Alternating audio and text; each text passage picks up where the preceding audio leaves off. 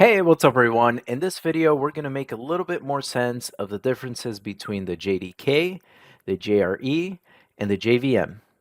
Okay, so the biggest one of the three is the JDK. Now the JDK stands for Java Development Kit, and it includes tools to develop your Java application, things like the debugger and the compiler. Okay. Now, inside of the JDK, there's something called the JRE, and it stands for Java Runtime Environment.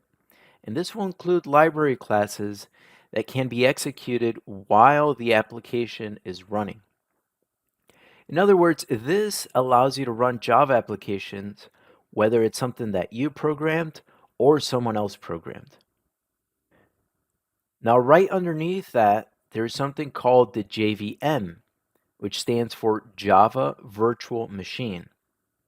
So if you know how to run a Java application through the terminal, you'll know that first you write your Java code, then you compile it, and that'll generate a .class file. Now this .class file is read by the JVM. And as long as you have the correct JVM for your corresponding operating system, your Java code will run on any machine. Okay, so that's why they say that you can write Java code once, and as long as you have the JVM for the correct operating system, it'll run on that machine. So an easy way to remember this hierarchy is to look at the last letter of each of these acronyms. K-E-M. Kangaroos eat mangoes. Kangaroos eat mangoes. So if you remember that, you'll be able to remember the hierarchy for these three acronyms.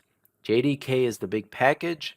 Inside of it, there's the JRE, and right underneath that, there's the JVM. All right, that's all for this video. Thanks so much for watching, and I will see you next time. Thanks.